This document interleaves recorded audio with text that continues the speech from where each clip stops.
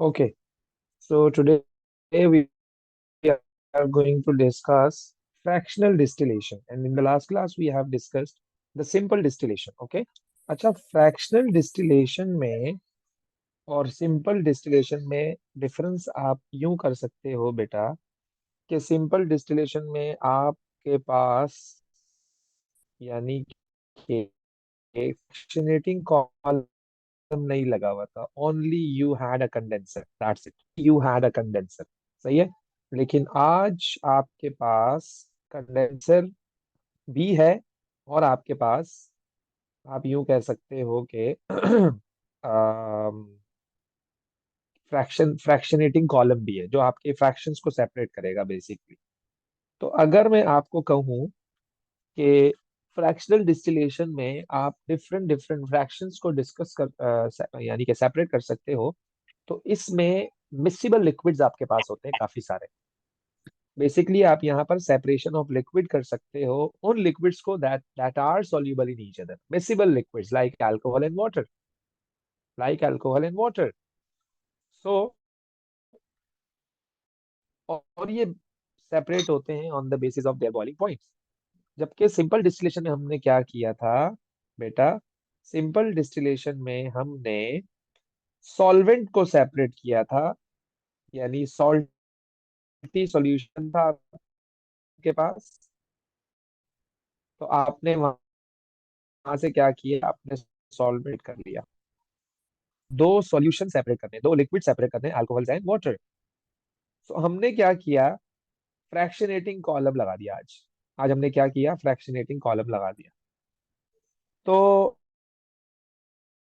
इसमें होगा क्या है, इसमें आपके पास ग्लास बीड्स लगे हुए हैं, ग्लास बीड्स लगे हुए हैं आपके पास, जो उसके सरफेस एरिया को इंक्रीज करते हैं।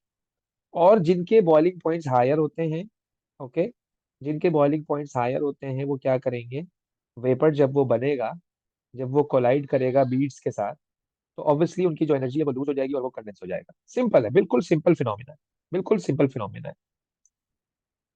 याद रखिएगा, जिनके बॉइलिंग पॉइंट्स हाई होते हैं या जिनके बॉइलिंग पॉइंट्स लो होते हैं, ऑब्वियस सी बात है कि पहले वो बॉयल होगा जिसका बॉइलिंग पॉइंट लो होगा।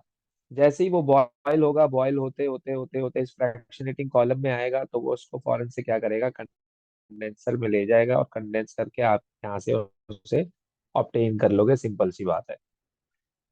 लेकिन वो स्पीशी जिनके बॉइलिंग पॉइंट ज्यादा होते हैं, उनके स्ट्रक्चर भी लार्ज होते हैं, बीड्स उनको अलाउ नहीं करेगा कि वो कंडेंस हो जाए। तो इस तरह से दोनों चीजें सेपरेट होगी। सिंपल फिनोमेना, बिल्कुल आसान सी बात कि दो चीजें हैं आपके पास, एक अल्कोहल है एंड वाटर है। और मजे की बात यह है कि अल्कोहल का जो बॉइलिंग पॉइंट होता है वो 78 डिग्री सेल्सियस है, जैसे ही सेवन, और वाटर का 100 डिग्री सेल्सियस है। जैसे ही 78 डिग्री सेल्सियस रीच होगा तो उसके वेपर बनने शुरू होंगे। कोलाइड करेंगे तो अच्छे से उनकी काइनेटिक एनर्जी लॉस हो जाएगी और फिर वो कन्वर्ट हो जाएगा। ये आपका क्या है यहाँ पर, अल्कोहल है, दिस इज अल्कोहल। और अभी आपके पास यहाँ पर क्या बचा हुआ है, वाटर, वाटर बचा हुआ है आपके पास। सिंपल सी बात है। तो क्या फ्रैक्शनेटिंग कॉलम से हम ये सिर्फ यही काम कर सकते हैं या और भी कुछ कर सकते हैं बेटा, और भी हम काम करते हैं। सिर्फ कर ही नहीं सकते बल्कि, अलीजा बेटा म्यूट करना जरा, सिर्फ हम ये काम नहीं करते बल्कि हम क्रूड ऑयल को भी सेपरेट करते हैं। कैसे, अलीजा बेटा माइक म्यूट करना जरा, अलीजा,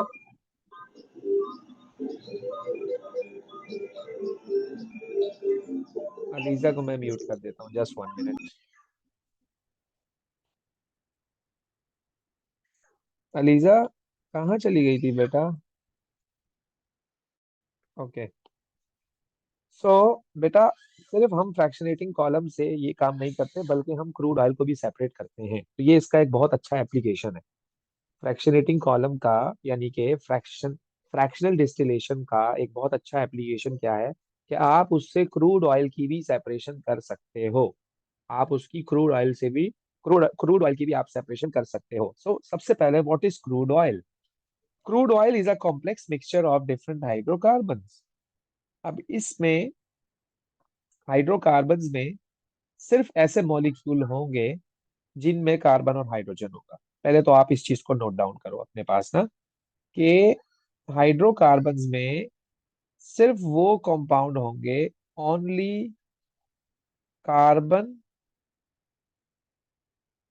एंड हाइड्रोजन कंटेनिंग होते हैं, ओनली।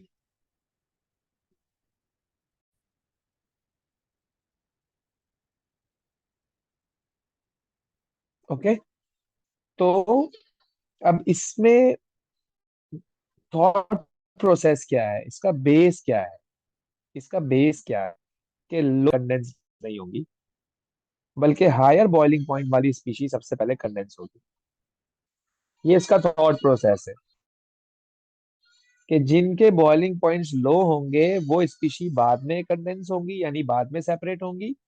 और वो स्पीशी जिनके बॉइलिंग पॉइंट हाई है वो जल्दी कंडेंस होंगी। अब आप बोलोगे ये क्या चल रहा है भाई, पहले आप कुछ और कह रहे थे, अब आप कुछ और कह रहे हैं। तो अब सुनिएगा जरा। बेसिकली इसमें आपके पास है क्या, इसमें आपके पास है क्या, ये प्रॉपर आपके पास पूरा एक सेटअप है किसका, फ्रैक्शनल डिस्टिलेशन का। जिसमें हम क्या करेंगे, हम क्या करेंगे, अगर मैं इसको थोड़ा सा जूम इन करूं तो बेटा जरा देखिएगा। इसको मैंने जूम इन किया, जरा इसको गौर से देखिएगा, थोड़ा और कर लेता हूं मैं। बेटा ये आपका वो पोर्शन है जहां से आप अपना क्रूड ऑयल एंटर करते हो। ये आपका वो पोर्शन है जहां से आप अपना क्रूड ऑयल एंटर करते हो बेटा। याद रखिएगा, क्रूड ऑयल मडी टाइप का होता है। तो आप उसको पहले बेटा फर्नेस में ले जाओगे और उसको हीट करोगे। ओके। आप उसको फर्नेस में ले जाके क्या करोगे बेटा, हीट करोगे। और हमेशा बॉटम से एंटर करते हैं हम अपने क्रूड ऑयल को, हमेशा, हमेशा बॉटम से एंटर करते हैं बेटा। ओके। तो अब होता क्या है यहाँ पर, आपका जो आपका जो क्रूड ऑयल होता है ना वो यहाँ पर वेपर बन जाता है। आपका जो क्रूड ऑयल होता है वो यहाँ पर क्या बन जाता है, वेपर बन जाता है। लिक्विड और गैसेस दोनों होते हैं यहाँ पर। और अप्रोक्सीमेटली जब आपके वेपर्स यहाँ बनेंगे तो वेपर्स को हम भेजते हैं इस फ्रैक्शनेटिंग कॉलम में। This is the fractionating column. Okay. On the basis of their boiling points वो सेपरेट होते रहते हैं। I am repeating, on the basis of their boiling points वो सेपरेट होते रहते हैं। जिसका बॉइलिंग, अब एक और चीज नोट करो जरा। ये जो आपका कंडेंसर, ये जो आपका फ्रैक्शनेटिंग कॉलम है ना, इसके लोअर पार्ट का, बॉटम पार्ट का टेम्परेचर बहुत ज्यादा है, गर्म है, बहुत हॉट है, बहुत हॉट है फ्रॉम द बॉटम। जैसे जैसे आप ऊपर जा रहे हो वैसे वैसे ये कूलर होता जा रहा है, टेम्परेचर कम होता जा रहा है। तो आपने जैसे ही अपने क्रूड ऑयल को यहाँ डाला तो बहुत गर्म है यहाँ पर, बहुत गर्म है यहाँ पर ये, बहुत हीट अप है यहाँ से, ये बहुत हॉट है। तो वो चीजें आपके क्रूड ऑयल में अल्लाह ने बहुत ही कीमती चीजें रखी हुई हैं, petrol, diesel, kerosene oil, paraffins, lubrication, fuel oil, residue, methane gas, naphtha, बेशुमार। इसमें जो है ना, यूं समझ लो कि आपके पास एक बहुत ही जो है ना, कहते हैं ना हम उसको कि इम्पोर्टेंट, यू नो, कि बहुत ही ज्यादा कोई कीमती चीज, वो है ये नेचुरल रिजर्वायर्स। तो इसको हम सेपरेट कर रहे हैं बेसिकली। तो अब आप अगर गौर करें मेरे बच्चे, तो रेजिड्यू का टेम्परेचर देखो कितना है, 600 डिग्री सेल्सियस यार। तो 600 वाला पहले ही सेपरेट हो गया। उसके बाद 370 वाला और इसके बिटवीन वाला सेपरेट हुआ। फिर ये टेम्परेचर वाले लोग सेपरेट हुए। फिर ये टेम्परेचर वाले लोग सेपरेट हुए। फिर ये टेम्परेचर वाले लोग सेपरेट हुए। फिर ये टेम्परेचर वाले लोग सेपरेट हुए। फिर ये टेम्परेचर वाले लोग सेपरेट हुए। आप नोट कर रहे हो कि सेपरेशन किस तरह से हो रही है, पहले ज्यादा बॉइलिंग पॉइंट्स वाली चीजें सेपरेट हो रही हैं, फिर कम बॉइलिंग पॉइंट्स वाली चीजें सेपरेट हो रही हैं। क्योंकि फ्रैक्शनेटिंग कॉलम नीचे से गर्म है। तो जाहिर सी बात है आप क्रूड ऑयल को भी नीचे से एंटर कर रहे हो, तो जैसे ही आप एंटर करोगे उसको हॉट मिलेगा, वो वहां पे कंडेंस हो जाए, यानी कि कंडेंस हो जाएगा वो। पहले वो सेपरेट होगा फिर वो, यानी कि आप यूं समझ लो कि आपने अगर 10 चीजों को मिक्स किया हुआ है इसके अंदर, तो 10 की 10 चीजों का बॉइलिंग पॉइंट क्या होगा? सेपरेट होगा। मैं थोड़ी देर के लिए अज्यूम कर लेता हूँ, मेरे पास ABCDEF है। ABCD फर्स्ट कर लो। ए का बॉइलिंग पॉइंट है 200, बी का है 150, सी का है 100 और डी का है 50। ओके। जैसे ही जाएगा तो ए के वेपर्स बनेंगे, वो सेपरेट हो गया। फिर बी के वेपर्स बनेंगे, तो थोड़ा बी के वेपर्स ऊपर बनेंगे, फिर वो सेपरेट हो गया। फिर सी के वेपर्स उससे भी ऊपर बनेंगे, फिर सेपरेट हो गया। फिर डी के वेपर्स इससे भी ऊपर बनेंगे, फिर इस तरह से सेपरेशन हो रही है इसके अंदर, फ्रैक्शनेटिंग कॉलम में बेसिकली। तो अब होगा क्या? सेपरेशन हो गई आपकी। सेपरेशन जब आपकी हुई, आप एक चीज नोट करो, यहाँ पे एक फिनोमेना हो रहा है। जब आपका गैस आ रहा है कुछ ऐसे ऐसे ऐसे ऐसे ऐसे करके, तो ये बेटा आपके पास बबल कप्स लगे हुए होते हैं, ये ठंडे होते हैं। जैसे ही गैस यहाँ से कोलाइड करेगी, वो कंडेंस होके यहाँ पे लिक्विड बन जाएगा, हम इस लिक्विड को वाइप आउट कर लेंगे यहाँ से। सिंपल सा मैकेनिज्म होगा। फिर वेपर्स जो कंडेंस नहीं हुए, जिनका बॉइलिंग पॉइंट रीच ही नहीं हुआ था, वो छप्पड़ में निकल गए यहाँ से कुछ ऐसे करके। फिर वो यहाँ, अब उनका बॉइलिंग पॉइंट यहाँ आते आते रीच हो गया, फिर वो वेपर्स बन गए। तो वो फिर कंडेंस हो गया यहाँ पे, उसको यहाँ से वाइप आउट कर लिया हमने। फिर जिनका बॉइलिंग पॉइंट रीच नहीं हुआ था, फिर वो यूं जाएंगे, फिर वो यहाँ के कंडेंस हो जाएंगे। फिर जिनका बॉइलिंग पॉइंट रीच नहीं हुआ, फिर यूं, ये चल रहा है इसके अंदर। तो इस तरह से आपकी, आपका जो प्रोसेस है वो हो रहा है, और एक एक करके सबको हमने क्या कर लिया? सेपरेट कर लिया, on the basis of their boiling points. On the basis of their boiling points. मैंने बबल कप का यहाँ पे उसका रीजन लिखा हुआ है कि slows down rate of rising vapor and eventually vapors get cool and condenses in the trays and we distill off liquids from trays। हमने उसे वाइप आउट कर लिया, डिस्टिल कर लिया। डिस्टिल मीन सेपरेट कर लिया हमने उसे। तो बेटा this is called the fractional distillation. This is called the fractional distillation. बेटा यहाँ तक किसी को भी problem?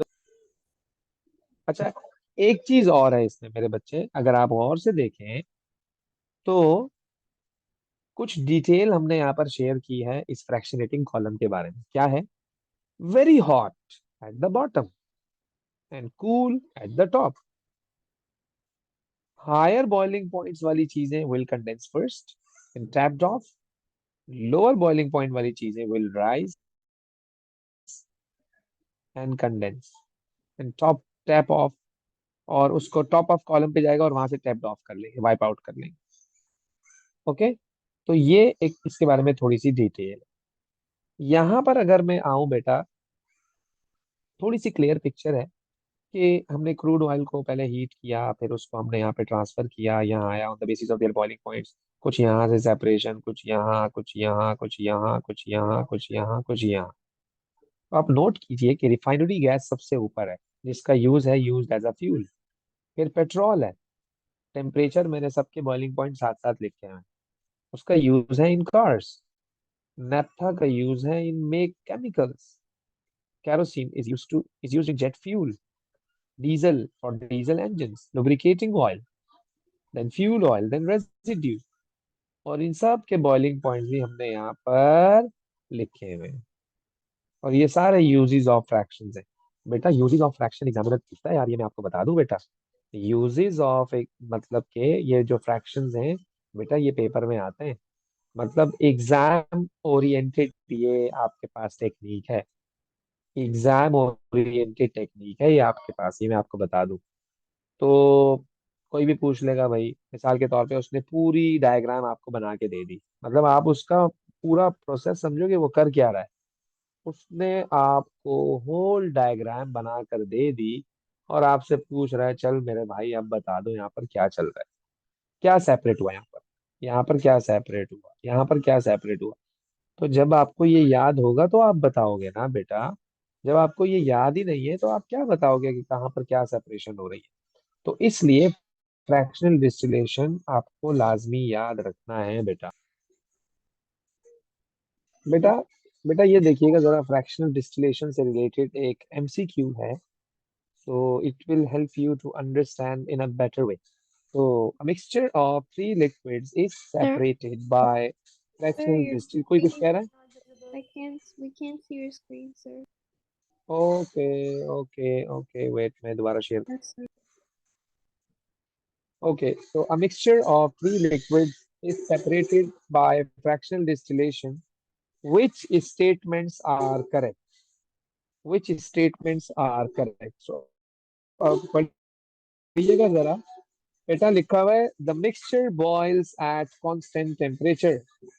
The mixture boils at a constant temperature throughout the separation. सही लिखा हुआ है बेटा ये? The mixture boils at a constant temperature. और भी कोई चीज बॉयल होती है वो अपने कांस्टेंट टेम्परेचर पे बॉयल होती है, सिंपल सी बात है यार, बिल्कुल नेचुरल सी बात है ये। अगर वाटर का 100 है तो वो 100 पे ही बॉयल होगा ना भाई, वो कोई 80 पे बॉयल थोड़ी होगा। क्या मैं सही कह रहा हूँ गलत कह रहा हूँ, जल्दी जल्दी बताओ मुझे। Yes, हाँ sir. जी। Yes. अच्छा बेटा, हमजा कह रहा है ए, हमजा कह रहा है ए। ओके हमजा, लेट्स सी, आगे भी पढ़ते हैं बेटा क्या क्या लिखा हुआ है क्या नहीं लिखा हुआ है। So the mixture boils at constant temperature throughout the separation. बेटा नहीं, throughout the separation नहीं हो रहा होता वो, throughout the separation boil नहीं हो रहा होता, at constant temperature throughout the separation नहीं, ऐसा नहीं। दूसरे में लिखा हुआ the temperature at which the mixture boils increases during the separation. The temperature at which the mixture boils increases during the separation. Temperature increase हो रहा है बेटा, the temperature at which the mixture boils increases during the separation, temperature increase हो रहा होता है। Okay, the liquid with the highest boiling point is collected first. The liquid with the highest boiling point will be collected first. क्या ये सही लिखा हुआ है इन्होंने? ये बेटा वहां पर, तो इसलिए इस क्वेश्चन को अगर आप पहचानो तो this is not all about the fractional distillation of crude oil, because they have mentioned you have three liquids. हमने जो क्रूड ऑयल किया उसमें कोई तीन चीजें थोड़ी हैं, उसमें तो नंबर ऑफ फ्रैक्शंस है बेटा। तो इसलिए आप किसको कंसीडर करो, आप किसको कंसीडर करो, आप ये सोचो। Just look at this, the thought process is this. अब आइए जरा हम इसको आंसर करने की कोशिश करते हैं। So yes, the mixture boils at constant temperature throughout the separation. नहीं ये तो है ही नहीं ना सही, इसको छोड़ दो। The temperature at which the mixture boils increases during the separation. हाँ भाई टेम्परेचर इंक्रीज होता जा रहा है। आप पूछोगे क्यों, आप पूछोगे क्यों, मैं आपको कहूंगा कि लेट सपोज आपके पास इसमें तीन चीजें हैं। एक आपके पास वाटर है, मैं सपोज कर रहा हूँ, सही है। एक एथेनॉल है, मैं सपोज कर रहा हूँ, सही है। एक पेट्रोल है।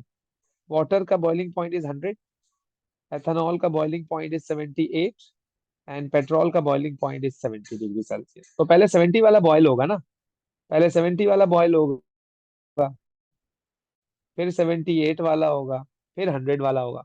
तो टेम्परेचर बढ़ता जा रहा है, तभी तो सेपरेशन होगी।